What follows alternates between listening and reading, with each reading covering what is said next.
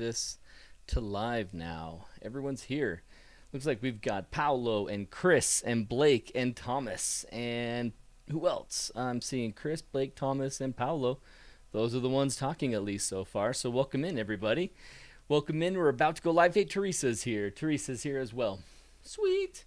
I feel like my camera is set for auto balance. I think my white balance is set for Milky Way right now. No, it's auto balanced. Just seems a little blue. Maybe I need to change that one. Oh, it's an ad. That's why. Okay, there we go. I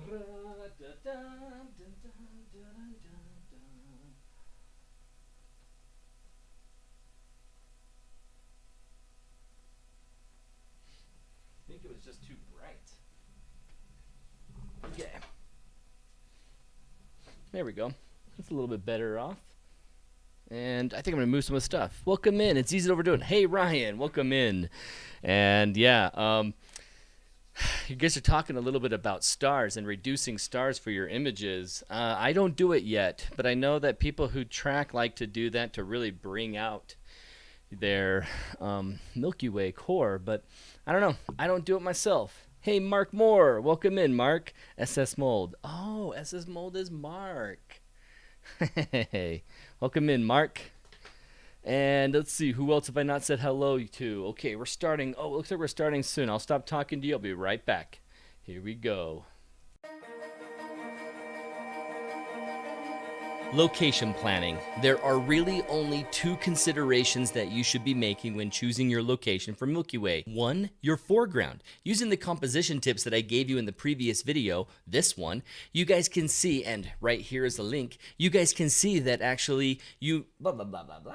You want to see me? Use the video linked right here to go see my composition tips. Otherwise, once you've decided on a cool foreground, the other consideration is number two, and most important, honestly, light pollution. You want the darkest sky possible.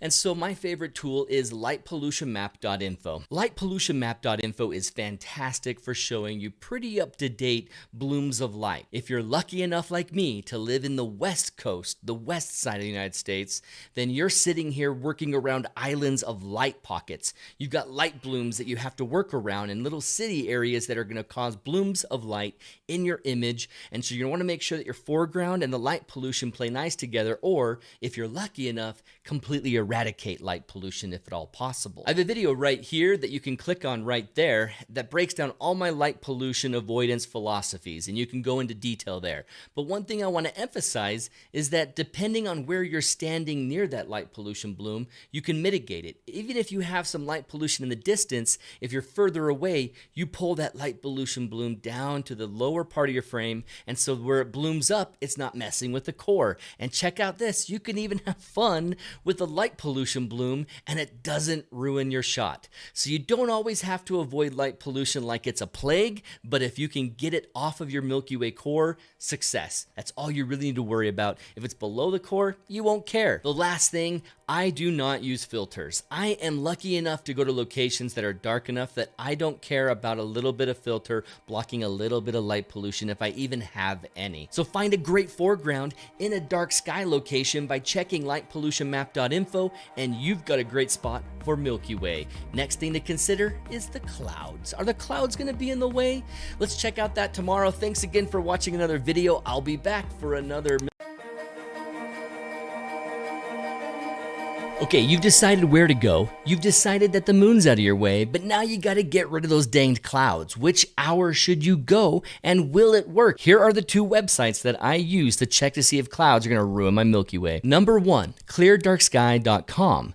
This site is only available for those of us living in North America, Canada, US, Mexico, and Bahamas. You go to Clear Sky Charts. I'm in Utah. I'm gonna go to the list first and show you. Here's a quick way to see everywhere in Utah and see all the different stations and get the information for their sky charts really fast. So let's go to the map. I was in the Salt Flats last week, which are over here, and the closest pin is this one in the Knoll. So I'm gonna go to the Knoll clear sky chart. Blue squares are good, white squares are cloudy, and you can see that it's breaking it down hour by hour by hour. All of Tuesday, here's all of Wednesday, and part of Thursday. ClearDarkSky.com is fantastically accurate and great because of all the stations that are local right there. And that's why I love using it here in North America. But even though I don't have to use option number 2, I always add it because working them in together in tandem is a better way to know for sure whether you should go out. Option number 2, ClearOutside.com is fantastic and it's for everyone else in the rest of the world. You get more than 48 hours. Click on Tuesday, for instance. Green is great,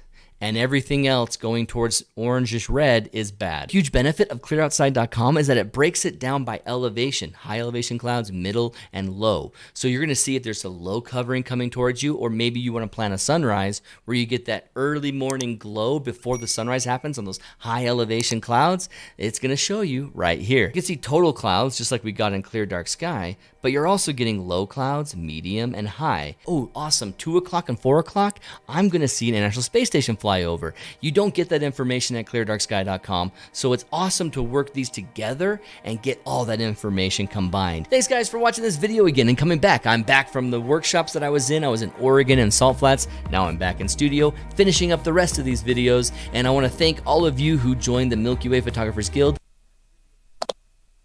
And here we go. Woohoo! Welcome in. Hey, it looks like I got some sad news. I don't need this anymore. I don't have to listen to myself talk. I'm seeing sad news in here in the chat. Maybe I should talk about it first before I go into the episode today.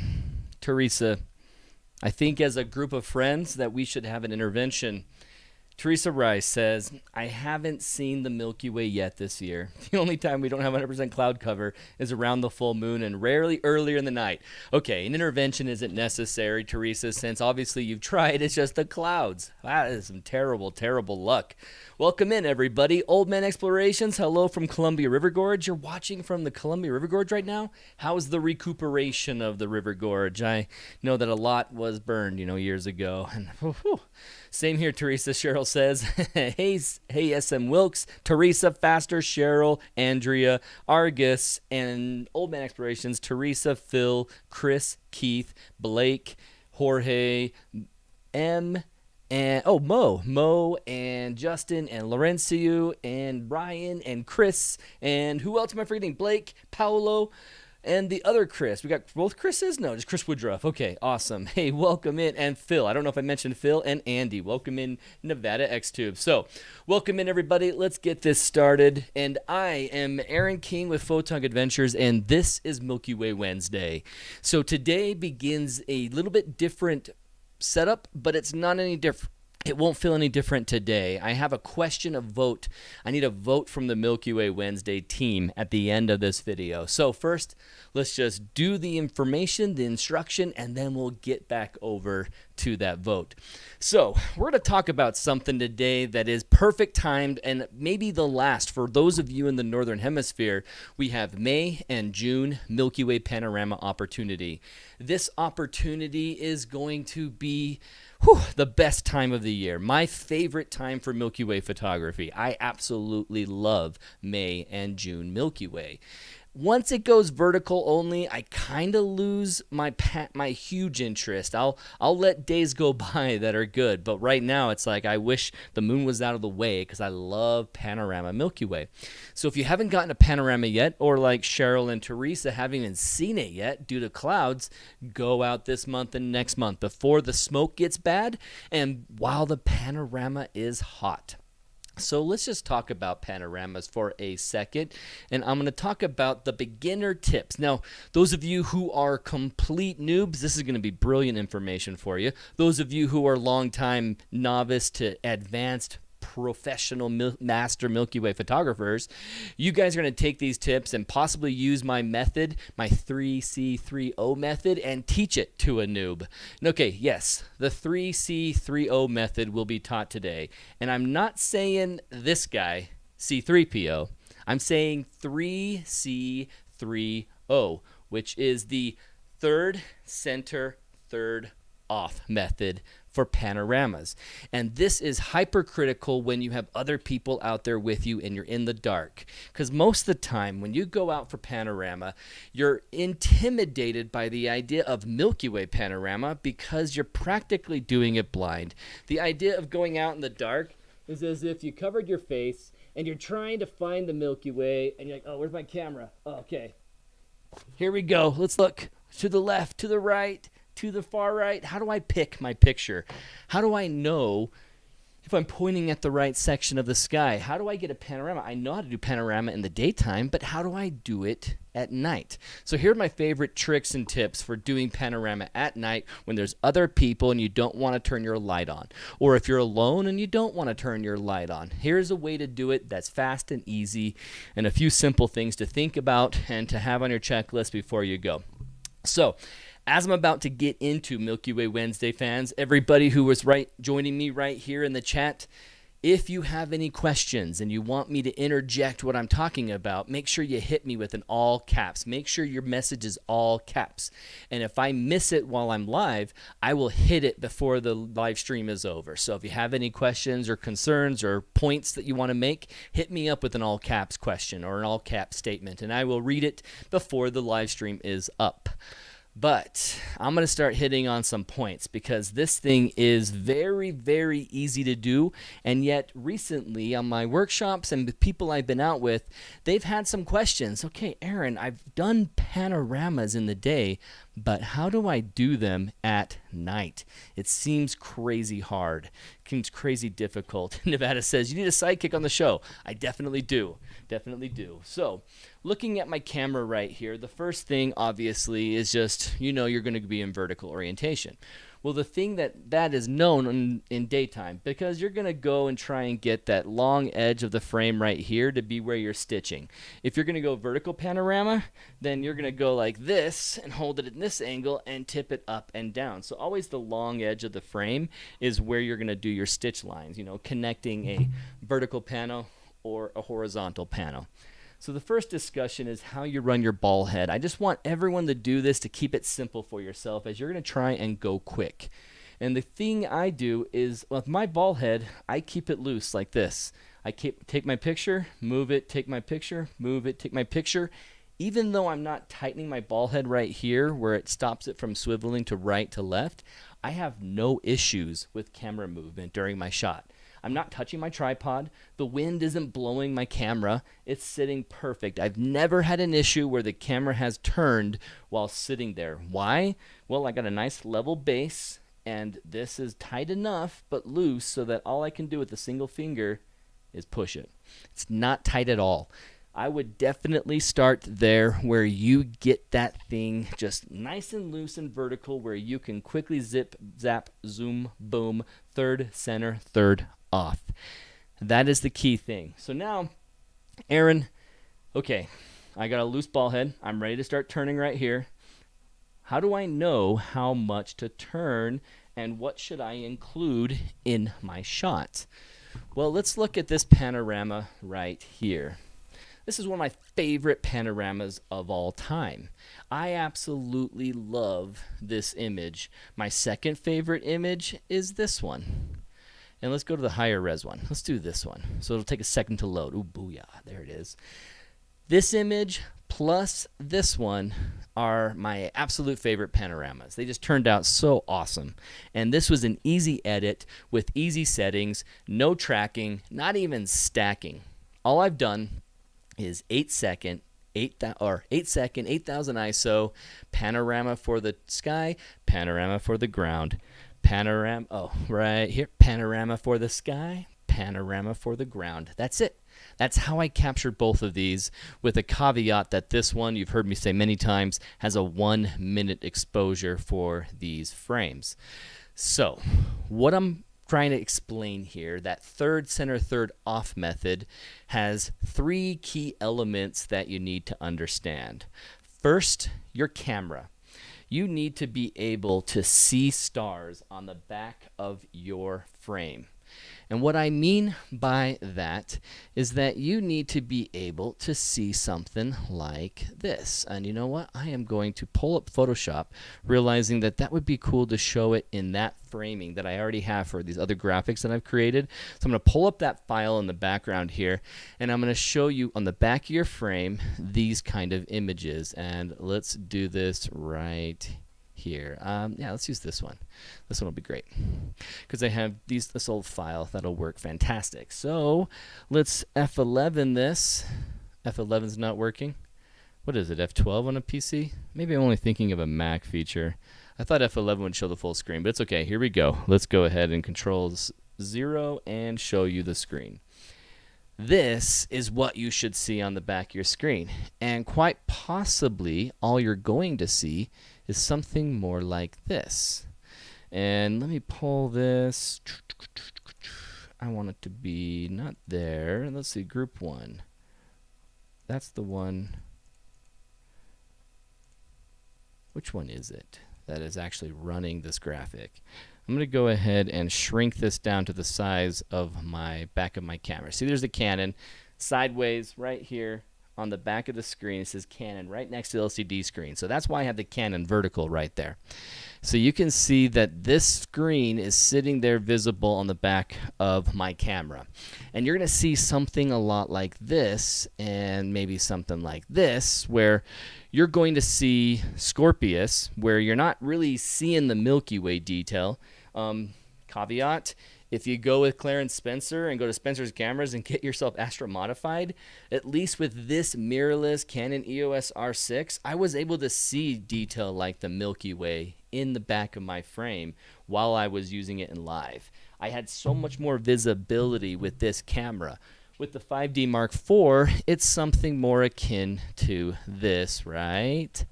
Click, click, click, click, click. Have I gone all the way too far? Let's go start here. It's something more akin to this without the lines of Scorpius constellation, where the highest magnitude stars are showing up. And I can see here Antares, the nice orange star of Antares. And then I do the third center off rule. And I'm not going to explain that quite yet, but you just see stars on the back of your screen. If you can at least see a couple, where you see one Antares, a bright Altair, a bright Vega, Deneb, or even continuing on to where you see some stars from, here's where the moon is. You can see Cassiopeia. I think I passed north right here. So Cassiopeia, one of these stars is right there. I think you'll see it better here. Cassiopeia, it's part of the Cassiopeia W showing up right there. And once you get some of those stars, they tend to show up in the back of your camera. Okay, so Aaron, what are you talking about with this third center third? Here's a shot from Escalante. In fact, I'm going to zoom in. Although it's going to make it tough to switch. Yeah, it will be. Okay, I can't zoom in, but when you see the full video of this, you'll see it nice big on your screen. So this Altair is showing up on the third. Now I see this one star. I don't see the detail of the Milky Way. I don't see the detail of the rock even though I've low-level lit it. But I am seeing Altair show up on my camera. And I got a dot right there that I have lined up on the third, on the left. Then I do the center with Altair. Then I move it again till Altair is on the right third. And then I move it till Altair goes off camera. Third, center, third, off.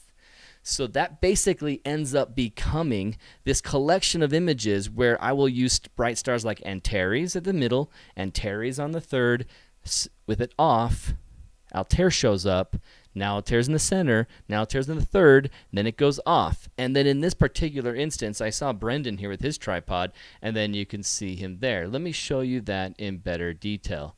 Right here, you can see how it starts off with Antares, and then goes Antares on the third, then off. Now, after I've captured that off, I start to move my camera to the left, and I'm looking for a star to show up, and typically Altair shows up. I probably wouldn't move it all the way to the center like this graphic shows. What happened to the third graphic? It just completely jumped. I forgot to do my third. Oh, I see what happened. Yeah, I blew it, and the graphic shows Altair down here on the third, but not here. It's the center. I need to replace that. Oh, I flubbed that. See, look, there's two Altairs on the right because I flubbed that. All right, well, you can see how Altair's on the third down here. Altair's in the center right here. Then in the third image of Altair, it's on the third, and then I bring Altair off the frame. Now, finally, actually, I blew that again where I didn't take it off the frame, and I moved too far. I think this is about it because this guy is this guy. So he goes from there almost to the other third in this one. This is kind of a quick, kind of a big jump between 6 and 7, it looks like. And then I bring Brendan to the center, and then I bring Brendan off to the third, and voila, that is all of my shots. So again, third, center, third, off.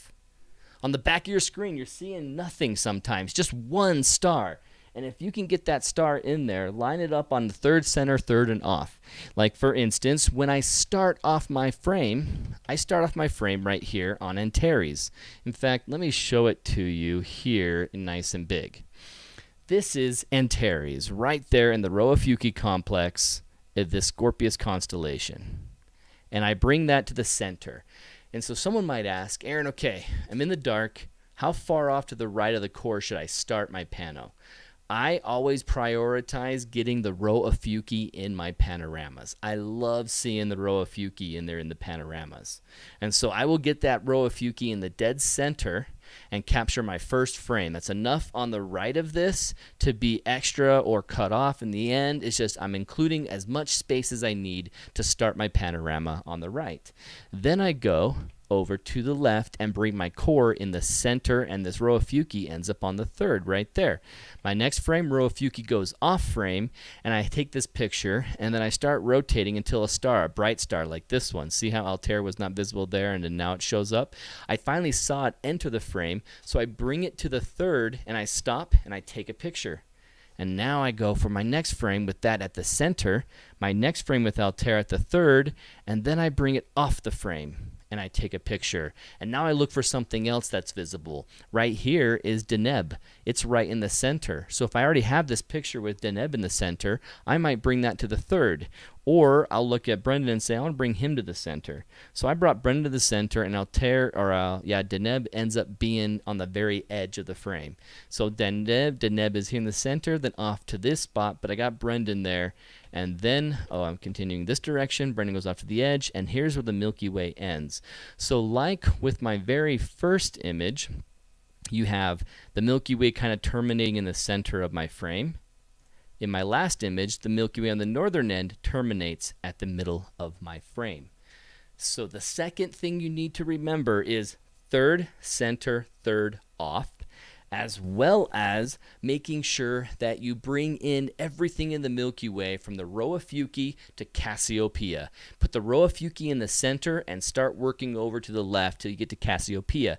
Bring Cassiopeia to the center and then on the third, and then you are done. Because when the Cassiopeia stars are over on the third, you'll see that the Milky Way is terminating in the middle, and boom, you've given yourself enough room to work with that panorama where the final product looks like, you know what? Let me just open up my Lightroom. So, any questions that I missed that came through? Sad face for Blake. I wonder what that discussion was.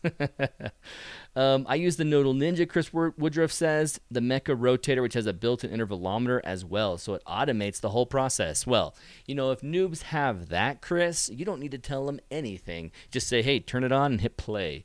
But in this case, if you don't have it and you're kind of got something like my little Acrotech GP ball head, then manual works fantastic, as you will see in this screen. So here's the finale of that panorama. You can see I went all the way over to the right. In fact, I didn't show you those frames where I include the light because I have all these people moving in my frame. My panorama turned from a pristine nature shot to a blurry people shot, and so I kept the light in there to end up becoming this entire story of what was the night like. And if you notice, you have a keen eye, you notice that actually that night we had a little bit of red light pollution over here. Oh wait, no, that's aurora. That night we thought it was light pollution, but it was aurora in the north, and we had no clue. We found out the next day, we're like, oh crap, There was aurora. Fantastic. So then this was the final shot of that Escalante sunset arch that night. And this was my first time ever being out there. It turned out fantastic. Here's another image where I went and brought the Rho Ophiuchi to the far right, all the way to Cassiopeia, terminating with the Milky Way. And so you focus on your ball head being a little loose so that you can quickly go. And then you make sure that you're seeing stars on your LCD screen in live view so that you can do a third center, third off rule, 3C3O rule, to get everything at a good what? I haven't said it yet. I haven't enunciated it yet. But your goal is to get 30 to 50% overlap to make stitching easy with Lightroom. The third tip, something that I want to bring up after the, or actually I should say the fourth tip now, is Vega space. Vega space. Let's go ahead and look at this image that's going to show you Vega.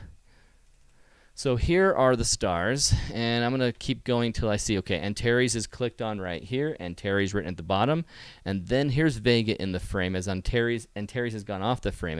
And Vega is often, depending on how wide of an angle you're using, you might end up using Vega as one of your stars to do 3C3O with, and then Vega's on the third, and then Vega's on the center, Vega's on the other third roughly, because this is a very wide angle in this app, and then you can see Vega kind of go off the frame, but I deleted that picture because it gets so warped, but you can see Cassiopeia right here. So with Vega, what am I saying the tip is for Vega? Real quick, Ryan Luna says, Planet Pro's viewfinder will give you a massive information on focal length, orientation, how many degrees to turn your camera. For instance, this. Here's my Milky Way on the Planet app, and you can see I've chosen the 24 millimeter focal length, which is this lens right here, which is the Rokinon 24. The portrait orientation was chosen, and you can see how I can see that Milky Way. Rho Ophiuchi in the center. Let's click over here. Rho Ophiuchi in the center, and then I went to the third, and then I went off. Actually, I turned on some stars to see Antares' name. Okay, now center, now third, now it's off, and then I look for a star up here, and I think I totally lost where Vega is. I think Vega ends up being this one right here, and it's off the frame. But you can see how some stars show up in this example, and that'll be what you end up seeing on your screen.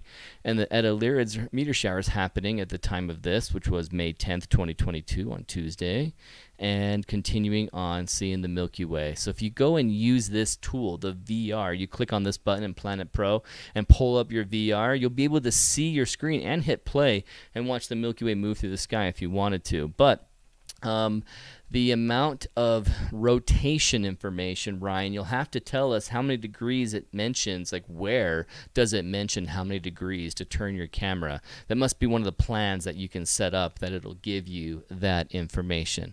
But let's go back to these stars, Vega. People ask me, okay, Aaron, all right, I'm set up now. I know that I'm going to look for stars in the back and do the 3C3O method. But then what if I want to go with something like, all right, I am going to try and get more foreground and sky. How much vertical and south orientation should I focus on? Well, that question I always like to answer with two things. How much of your foreground do you want to see? And is Vega visible? Being visible with Vega is hypercritical. And the reason why that's hypercritical is because you are going to make sure that you don't crop out the top of your frame in a way that makes weirdness with your panorama. When you're using a wide angle lens, a really wide angle, you're going to see Vega clearly in all your in most of your middle frames right here, where you get to this part of the Milky Way arch where you've got basically a flat Milky Way coming across. When you're looking at the other distorted ones that are kind of at this funny straight diagonal, then you start making the arc go horizontal. That's where you need to check, have I given Vega enough headroom? Have I given headroom to the Milky Way core up here to make sure that my Milky Way won't look weird? In the final crop, very often you will crop off Vega. But I'm going to show you an example of where a too late Milky Way or I didn't give it enough headroom shot caused my Milky Way to have weirdness in the stitch. And I'm going to do that here in 1 second. I have one small little thing I have to take care of for my brother, and I neglected to do this right before we started, and so I have to do this. You know, to be honest, full disclosure, this is me ordering my dinner. I totally forgot to click this, and it wasn't going to be ready if I didn't send this order out right away. And so, sorry to do that while we're on the live stream, but I really needed this ready to go so my brother can pick it up. So then, all right, I got this. I am going to send this screenshot to my brother, and now we should be good. Oh, goodness. Okay, sorry about that. That was something I was going to do during the 10 minutes prior to us starting, and I neglected to do it. Totally neglected to do it. So the headroom. What is this head space that we're talking about? Why do you need to have that extra space? Look on this frame right here. I have the summer triangle showing up nice and bright. Vega up here, Deneb, and Altair. That's that summer triangle. You go into this pano, and you just don't quite see Vega very well. I believe it's this star right there. Let me zoom in a little bit. Oh, that's more than a little. Let's do 100%. Ooh, what? No. How about 50%? That's more like it. Let's zoom out a little bit more. Okay, cool. So the summer triangle, Altair, Deneb, and then I believe Vega. It gets a little distorted at the top, as you can see. In fact, now I will go in 100% and show off the top of your pano. My nice and clean stars down here-ish, you can see how the focus is okay. Let's check out the focus of this. Oh, I got my Ring doorbell making too much noise. Let me turn that on silent. This image, stars are a different shape and not so bad, but as I get to the top, oh, it's kind of stretching a little bit. Let me go to this one. Oh, yep, I can definitely see some stretching. Let me go to this one, the one that worked horribly. This one is a big panorama. It's going to take a second to load. I'm going to check and see what I might be missing. Only went with the Mecha once. I started trying Milky Way Panos at 50 millimeter. Ah, okay, that Mecha. I think he's talking about that Nodal Ninja. Yeah, Chris is talking about that. Ryan Luna says it's on the bottom of the screen that you were scrolling. So let me go ahead and open up that. So then, oh, I see. I think I'm seeing it. It's got the degrees down here, and you can see them movement up. Yes, perfect. Let's go ahead and move that out of Dropbox. Cool. Check out this screen. This is what Ryan Luna was talking about. Down here at the bottom, you got these degrees. And if I zoom in, you'll see what I'm talking about. Right under here. And as I switch from that image to, say, the very next one, where the Milky Way, let's go to the Milky Way off to the right. This one. Now it shows me the degrees underneath here. Milky Way core to this part of the sky would be 20 degrees. So if I wanted to try and change this up, I can do 20 degree change between this hash and that hash. So that's great information, Ryan. Thanks for pointing that out. And let's see if our image has come through. Yes, good. You can't tell that it's actually clear now, but look at this pano. This is a panorama I have never shared with anyone nor finished editing once I saw how this stitch was going.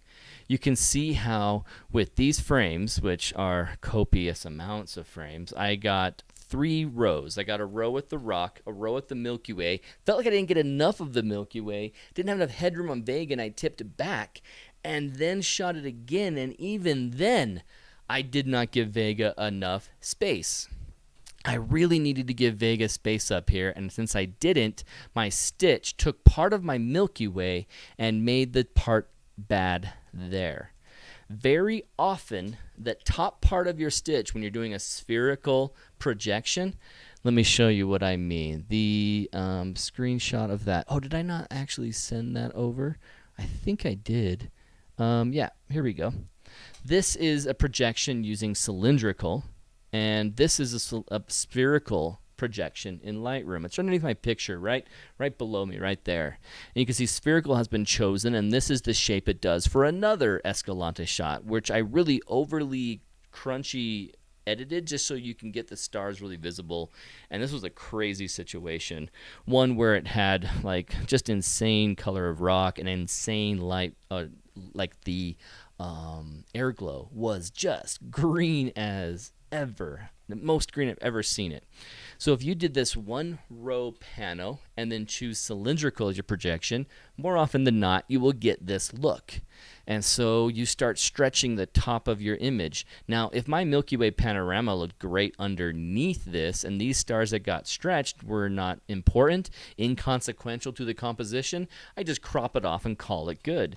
But I typically go with this spherical projection to try and bring them and minimize that weirdness, and then I end up with something more like, show you this. This is a good example of a panorama I haven't shown you yet. Top of the stars get a little wonky, but you can't tell it. It's not ruining that Milky Way, because that Milky Way has headroom. Deneb, Vega, and somewhere in here is Altair. You can see that that star is visible in my frame, and there's some space above it for the panorama stitch to work. In this example that I was showing you, my stretching was happening on top of the Milky Way, and it just ruined it. It just looks terrible. And all of this negative space underneath here ruined the shot. So when you think about how much vertical that you should go, think about keeping Vega in view. So when you're looking and you're saying, okay, I got myself level, I got myself vertical, and I can go right back and forth. What you want to do is make sure that you look all the way to the right, we got the row of Fuki in, and then just go quickly to the center of your Milky Way and take a shot. Don't even worry about anything else. Just take a shot real quick and see how much headspace you're given to Vega. Do you see Vega? How much headspace have you given the Milky Way core? Have you given yourself some room to crop off and not have any of that weirdness happen in Lightroom? If you use it to stitch, which I do all the time, it works terrifically as long as I bring it a Milky Way panorama that has some headroom right there. So always double check that. So then the second question was, okay, Aaron, how much of my sky and foreground am I going to keep in this frame? Well, let's look at this panorama example here. Where are you, my friend? I think you're just in Lightroom. That's right. Let's just go over to Lightroom again. All right, show my screen. So you have this Milky Way where I've given myself a ton of headroom up here. And why? Because here's what I needed in my frame. I wanted the core, the Milky Way arch, plus this really cool foreground in Canyonlands. When I was out here at Escalante, right there, I didn't have anything down below that I really needed to keep in frame. I only had like 1/3 to 1/4 of my image needed to be foreground with that rock breaking the plane of the horizon and coming into the sky. But I didn't need to do anything more than a single row to capture all of that Milky Way core and arch with all of my foreground. In this case, everything down here is just black. I only lit inside here with Dance Hall Rock, and we lit this lamp over here to light up this back wall. And that's it. And so I could crop off some of this and do all of this in a single row. Sometimes a single row isn't enough. And this is a good example of that right here, where my row of Milky Way up here was cool, but I have a reflecting Milky Way down below that I want to capture all of it, so I had 2 rows for this one. And then on this frame, you can see it more clearly that there's obviously 2 rows of panorama, how the foreground took this shot, and then the sky had that shot. So what ends up happening when you have to do 2 rows, I tell people, okay, get your sky in with the 1/3 or a 1/4 of the foreground, at least at the bottom, so you have the foreground plus sky. And if that fits everything in your millimeter, then you're great. And then just repeat that process for the foreground where you have just a 1/3 of the sky up here. And then you go across to the right and capture your foreground. Capture your sky first, so that the clouds could move in, sky could change, Milky Way will move on you, and then capture your foreground in that second row of the panorama. If you go for something all in one row like this really, gaudy, green, crazy one, here's Diapolino, hey man. You can see how it gets enough of the foreground, but it's not interesting enough as the last image that I captured before. So let me emphasize that same location, included the lights, included a person, sometimes the exact same thing on a different night, just doesn't work. The capture settings, 8 seconds, 8000 ISO. This one was 6400, 13 seconds with a different lens. Or no, I think this is the 24 millimeter because it's not giving me that Tamron information right there. And so it's just different conditions, different night. This one turned out so much better. I'm pretty sure that the low-level lighting decision that we made there turned out just stronger than this one. So tip 1, ball head, looseness. Tip 2, 3C3O. Tip 3 is, oh no, tip 2 was stars visible on the back of your screen. That's right.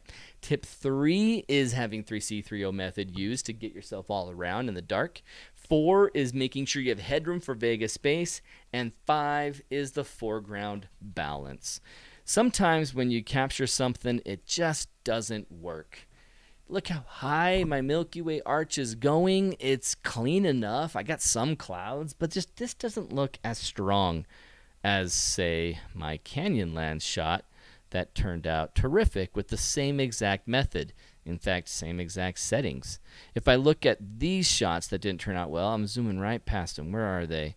Another example where some weirdness happened in your panorama. Crater Lake. Weirdness. You'll see another video, another live stream that I did talking about what happened here. Look at this crazy tree branch. Well, what's happening in these individual frames is here's a little bit of branch, here's more branch, here's more branch, and then the rest of them. And so when Lightroom tries to stitch all those branches in at those funky angles, it decided to do this. So some of the weirdness that can happen in your foreground balance is that you got to watch out for these stretchy things that might creep into your corners and give a really difficult thing to stitch that ends up looking like the butt cheeks of failure. This is just horrifying, and this Crater Lake panorama was thrown away. This one right here, on our way out of Dance Hall Rock this night, we thought, oh, let's capture another one with this. Well, the Milky Way had moved so much that it's really high in our frame. So then I tried to balance that out with the too high with a little bit more left. And, I mean, yes, the night before we had some aurora. So we started thinking, what if there's some aurora in the north? I'm going to capture the north side a lot to see if there's any aurora. And then in the balance of my foreground, it's not strong. It's just not strong enough for this to be an interesting picture. Maybe getting this to show up more underneath here in the dead center, and if I cropped it maybe, that could look pretty good, but it's just not going to get much better, even if I crop off that excess. I'll bring in a little bit on this side. I got my Roa Fuki, got my Milky Way, then there, hit my crop. It's not that great, but it's cool to see Brendan here with me. We put the light way over there to light this wall, and that was how it turned out that night. And some panoramas will go brilliantly, and some won't. And the two things in your foreground that you got to watch out for to make sure it works well is nothing creeping in on your far right and far left that all of a sudden shows up in weird angles, changing in 3 different pictures. And the other thing is just getting some good balance between positive and negative space. Like this is a good example right here of great balance between this big fat black negative space that's just kind of boring and detailless works out with the shape of everything that's going on positive wise. And so all of it feels balanced. All of it feels okay in this frame where this one doesn't. This one right here, I got enough of the foreground included that it turned out fantastic. And then my really terrible one with the night at Diapolino, I threw it together too fast. I cut off too much of my foreground, and it's not interesting enough. It's not really that interesting. It could have been better. It could be better. So you always got to watch out for that. Okay, so checking for questions. Please use your pick off the LR screen. Move my pick off the Lightroom screen. Okay, so what are you wanting to see on that? Because the only thing I'm blocking up here is the histogram. Did you want to see that histogram in that corner there, SM Wilkes? I hope so. Here's that picture. Let's see. I was clicking on this one, and then I clicked over. And the histogram's going to be weird just because it's a panorama, conclusion at the very end of all the processing. So the histogram won't be the same as, say, this image after some processing and this image. The histogram is different as I change contrast, added, crunch things to the left a little bit more. But, you know, there you go. You got to see the histogram in that corner. Sorry I was blocking that.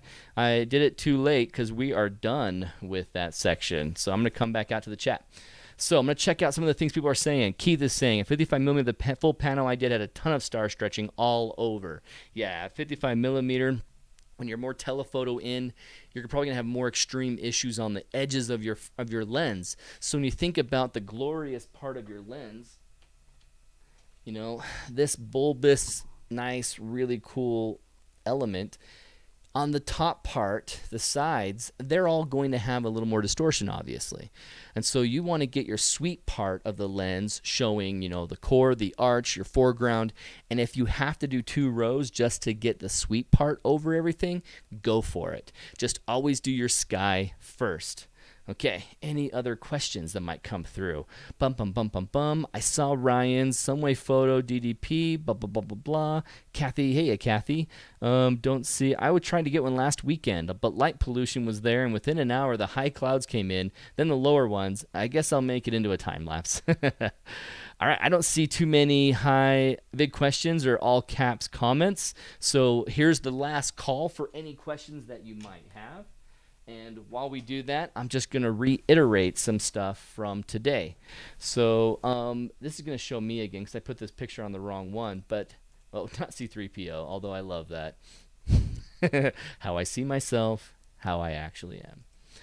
This right here, third center, third off, 3C3O. Oh, start here. 3C3O is a method you can teach a brand noob when you're working with them and you're out in the dark and you want to capture an image and you don't want them shining their headlamp every 2 seconds to get this marker right there and show that off. Okay, I'm turning it 20 degrees perfectly. If you want to avoid that, do 3C3O. 3C3O is terrific. The other tip, make sure this is loose, vertical. Make sure you see stars visible on the back of your LCD screen. If you don't, you need to do something. Maybe bring your LCD brightness up. Maybe make sure you have different settings so you can see them. Of course, you don't want to ruin your panorama settings. If you have a camera that you just flat out cannot see the stars on there, this method won't work. So you need to see the stars and make them visible on that. Vega space, that headroom above Vega. So say the top of the arch is my hat. Vega's up here by the G. You want to make sure you get above that so that you have room to crop all the weirdness off the top in your stitch, and your projection on that stitch won't look weird or stretch things that are valuable to your composition. You don't want anything important in your composition getting weirdly stretched. And then try to avoid any weirdness in your foreground as well by having better balance between, you know, foreground and sky.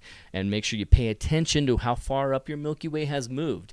In May, it won't be a problem. There is, towards the end of the night, absolutely a little high Milky Way, but in June, you're like first half hour to an hour is all you've got for panoramas, so be quick about it in June. Be quick to capture. SM Wilkes, any tips or device recommendations for double row panos? Nah, there's nothing really to it. I mean, look at this silhouette. When I am capturing, so here's my very level, oh, I should turn off the third center off. I don't need to hit that anymore. Boom, and this. No.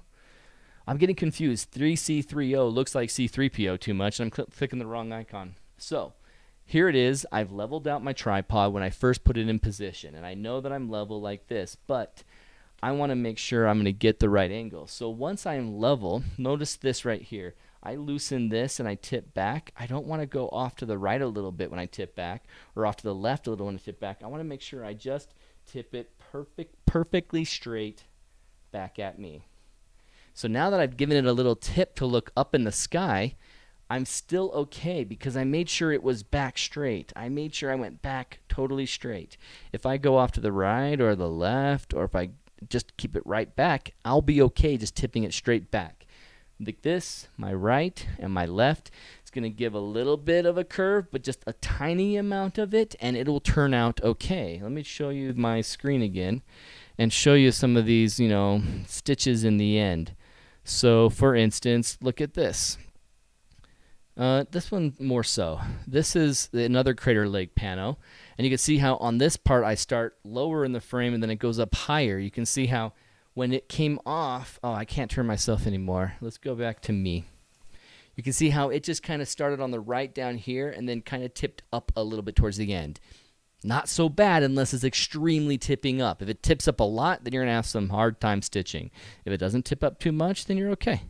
You can see how in this frame, this was a perfect one. You can see how at the top it's very consistent, and this warping at the end is just due to the stitch. Has nothing to do with the actual tip or turn or tilt of my camera at all. So let's go back into my view. So then you can see how this is working on my upper row. So if I'm going to do 2 rows, I will make sure that I tip it back a little bit and get my Vega space in, and I'll capture the Milky Way. But I want to make sure that I have at the bottom of my frame right here enough foreground showing up so that I can see the foreground in all those frames so that they can stitch well enough. And then I just switch it and then do the same row tipped down. Typically, I don't have to tip down too much, but it just depends on your foreground and how much you have to.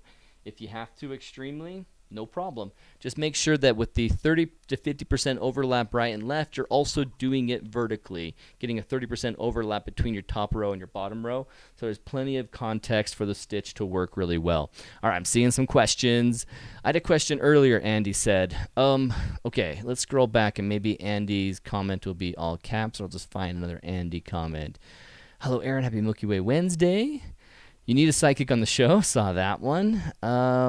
Keep going. Here's Bob. I was in Monument Valley area last week. The Sky apps call for clear sky, but 30 miles per hour sustained winds put so much dust in the air it blocked the Milky Way. That's the worst. One of the rare things is having the wind ruin it. I mean, wind can ruin nights, obviously, but when you have a clear sky prediction and the wind's so tough that you can't capture, that stinks. There's Hudson. Hey, Hudson. Hudson has some great shots on the Milky Way Photographers Guild. Oh, such a good image. I might have to show it off at the very end here. Scrolling. Man, Andy, can you copy and paste it? Because I don't see it. It may have not posted, or I'm just doing a poor job because you said I need a sidekick. Did you ask it before you said Happy Milky Way Wednesday? Andy, recopy and paste, man, or re-ask it again so I don't miss it. Let me go to the next question. Ryan Luna, not sure if you mentioned it, but a leveling base under the ball head is a big help. Oh, yeah. So you notice how level this is right here. This is terrific, but I had to change all these tripod legs to do so. Imagine if I could just grab something here, grip it, and then rotate. And then it will rotate my ball head all the direction that I need it to be. Not the ball head, but the whole thing will just rotate and level out. So I can level it there no matter how my legs are twisted. So if I end up having to turn my ball head, turn my tripod around, I don't have to go switch a bunch of legs. I just go and put it down, whatever angle it's at, re-level it with the leveling base, and it's terrific. I did not mention that. That's awesome, Ryan. Thanks for reminding me. Nevada XTube, enter the question again because it's going to be showing up. Oh, Teresa agrees. She couldn't find it. I have an assistant. Teresa's helping me out. Alan Dyer says, with a mirrorless camera, like said this one, cameras try switching to movie mode, bumping ISO as high up as possible and the shutter as slow as lens will wide open as possible. You might see the Milky Way live. Great for framing. Oh, awesome. So remember this tip from Alan. If you have a mirrorless camera, move to switching it to movie mode. Bump the ISO up as high as possible. Bring the shutter as slow as you can. So we're talking like 30, 20 seconds, I guess, Alan, as slow. And then lens as wide open as possible. From there, you can check your framing just because it's going to have so much showing up on the back of the screen. You're going to have no trouble getting your frame and figuring it out. And then you can change your settings back. Because once you have it all set up, your camera's not moving. Just change your settings back to your capture, your exposure settings. And then boop, boop, boop, boop, boop, capture all that. Chris, Ryan, great tip. Boom, Kesey, I have the Desmond DMH. Okay, some gear questions at a no bracket. Boom. Hey, Thompson. Jerry Thompson's late, but he finally made it. What did I miss? I'll repeat it all right now, Jerry. THREE-CEE-THREE-OH, okay? THREE-CEE-THREE-OH. Andrea says, I have used an inexpensive pano head set at 12 degrees and it has been amazing. Oh, awesome. See, sometimes the gear that you need to make it work, it doesn't have to be expensive. It just has to be, trustworthy. Hold it well, be sturdy, and you got it. Okay, Andy, we're in the last 30 seconds to a minute of the video tonight, so make sure you get that question out if you have it. I've already gone 18 minutes beyond what I wanted to go. Let's see. Okay, answered my brother. Do we have drinks? We don't. Oh, no, we do, so we're good. That number is 93 BTW. If you're in the Provo area and want to steal my dinner is 93 if you want to go there and grab it. All right, Andrew Boyle, not only does it give me tactical verification on my rotations if my viewfinder is off, if I mess up on a frame, I can discard it and we'll still get a panel. Awesome. Hey, Viet, how's it going? Alan, in movie mode, slowest shutter will be 1/8. Oh, yeah, movie mode. I was thinking about it in shutter length still. Yeah, 1/8 or 1/4. Okay, cool. But ISO can be at 256,000 with some cameras like the R6. Sweet. I haven't played around with that at all. I'm going to have to try that before I return this to Spencer's cameras. That's going to be awesome. Oh, you tried 3 times, Nevada? You know what? I have the top chat turned on and not live chat. I wonder if it's deleting. Sometimes on this, when I have live chat versus top chat might only include some of the messages. That's weird. I still don't see it on live chat. Does anyone see Andy's message? He's tried 3 times. You are not allowed to ask that question, Andy, apparently. I don't know what's going on. SS Mold Mark says, I love the bright monitoring. Oh, yeah, you Sony guys and girls, man, oh, the bright monitoring makes me so envious. It is fantastic. Hey, there it is. Does it matter if you pan left to right or right to left for the pano? Okay, awesome. Good question. Good question. Okay, let's answer that with this. When I do my single image Milky Way, I'm not stacking. I'm not doing anything but a quick panel. Boom, boom, boom, boom, boom. I always start on the right just so that I can get my core. Because if clouds show up on the left side of my arch, I'm not crying as much. But if the clouds show up on my core, I regret every second I wasted on the wrong part of the sky. So I always get my core first. You know, I will get that row of Fuki, then make my core in the dead center of my frame. That's a tip that Ryan Luna mentioned like 5 years ago when we were doing a live stream, and I've thought about it every time since, Ryan. I'm like, yeah, Ryan said get that dead center. He's right. I should definitely do that. So I think about that all the time thanks to Ryan Luna. Well, I start with a row of Fuki, go to the core, and then work my way over. Now, caveat, if you're doing a star tracker, Eric Benedetti recommends starting on the far left. That part of the Milky Way arch is up earlier, and then as you work your way over with these extra long shutters, 2 minutes, 4 minutes, and you're taking maybe a stack of 5, by the time you get to your core, it will have moved quite significantly. But that left side was already at a decent angle that it stitches really well. And since Cassiopeia's side of the arch is more visible before the core is visible, you tend to have it work out great starting from the left. So the simple thing, man, it is too warm in here. I tried my air conditioning and it is not working. I'm starting to get, I put a little makeup on actually, to be honest, to have less reflective face, and I need another round. Sleeve boy, come fix this for me. My brother's calling me. I can't answer that. I've got to get off the live stream. So if you're thinking about it this way, you're doing a very, very long capture, and it's going to take you more than a couple minutes to get all the way through your pano. Start from the left. If you're going to take 5 to 35 minutes, to get through it, go for it from the left to the right. But if you're talking 5 minutes and under to get all the way through your sky, even if you do 2 rows of sky, I would start on the right. So short, typical, right to left. Very, very, very long, go left to right. All right. Hope that helps, Andy. Glad that the YouTube gods finally allowed you to ask that question. Alan Dyer says, high ISO movie mode with the Canon R6 is effectively the same as Sony's bright monitoring. There's a truth to that. When I turned this on for the first time, thanks to Clarence, borrowing this next to my 5D Mark IV, I was just ecstatic at how easy it was to see, because I've gone to many workshops with people where the back of their camera reveals nothing. We can't get focus. We can't get really good, clear idea of where they're pointing for a pano. And I'm just aggravated that their camera doesn't have a better LCD screen to really help them. This is a 60, by the way. That's the 5D Mark IV. And so when I used this and it was instantly good, I knew, oh, glorious. If any Canon users ask, should I use an R6? I'll say, yes, please, go for it. It's terrific. And if you can and you want to have the extra benefit of H-alpha astro modification, go with Spencer's. get your Pinterest cameras to fix it for you and make it awesome. Because I think on top of what I was seeing with it being a mirrorless and having a better view of the sky, being astro modified, letting in even more infrared light, I had success getting it to show up even more. It was just so easy to work with. I loved it. Absolutely loved it. Okay, cool. Well, so much for a half an hour Milky Way Wednesday. I pretty much am not able to hold on to that very well. So here's the vote. I need everyone's vote before we go. Milky Way Wednesdayers, Milky Way Wednesday team, I need your vote. Oh, real quick, APS-C versus full frame. Is it significantly different? Well, what's going to happen is you're going to have a crop factor. And so you might have to do more rows more often just because you're telephoto in, you're cropping in a little bit, and you're going to need to have a little bit more space to see it, to give yourself that Vega head space, as well as, get enough from right to left. You might have 14 images where I had only 9. You know what I mean? But nothing else is significant change. It's just the crop factor. And so the light cutoff will change your exposure settings slightly, and your cropping in a little bit will change your framing slightly, and you just adapt for that. Andrea Boyle says, love this, and you look fine, makeup or not, and I love my R6. Oh, she is an R6 too. Yes, I'm going to have an R6 as well.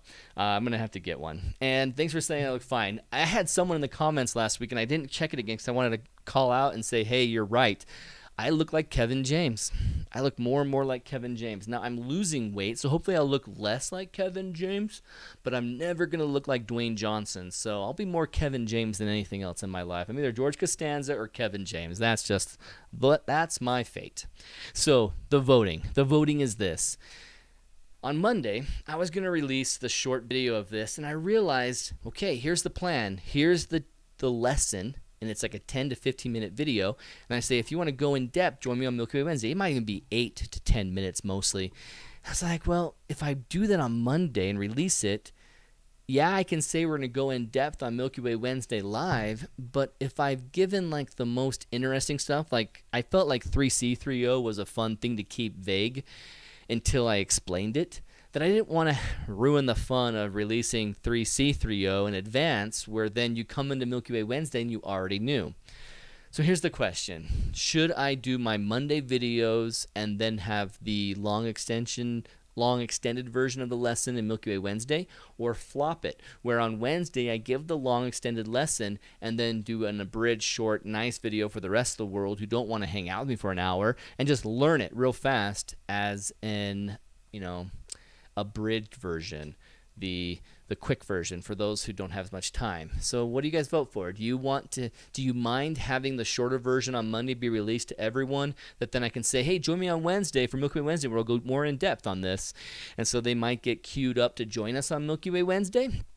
But then you will have some of the more key tips being already spoiled, if they're ever a spoiler for you, by the time Wednesday comes.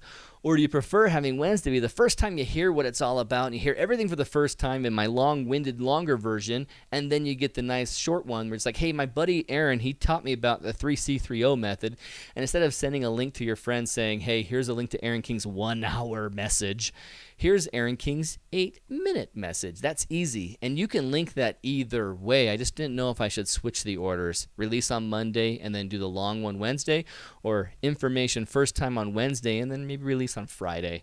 So hit me up with what you think in the chat. Andrea Boyle, Teresa, fine with either. Laurencio, let's not forget that crop sensors are a bit noisier. Oh yeah, you're right. It most likely will be. I mean, my 6D, I got rid of my 70D years ago so that I wouldn't have some of the challenge that I have with the crop factor, or having to bring up my ISO more to bring it in and make it not as noisy. And then SM Wilkes, like the longer chatty Wednesday version, learn a lot from chats and questions. Absolutely, will never change. Milky Way Wednesday still will happen. It's just, do I give away some spoiler tips in advance, or I save them till after Milky Way Wednesday? That's what it comes down to. So keep hitting me up with your responses. I need to go. My brother's here. It's time to eat dinner. It's time for all of you to go. So just kind of as we have the chat end, go ahead and hit me up with them in the chat, and I'll respond there. So thanks everyone for joining me. I'm Aaron King with Photog Adventures. It's Milky Way Wednesday, and I'm excited to get back out there. The full moon is coming, or just past. It's really soon. We're going to have good skies here in a week or so get out there and have an adventure of your own, okay? Thanks for joining me tonight. THREE-CEE-THREE-OH method. Teach it to your friends. Tell your friends. All right. I will check out your votes in the chat. Thank you so much for hanging out with me, and I'll see you next Wednesday on Milky Way Wednesday.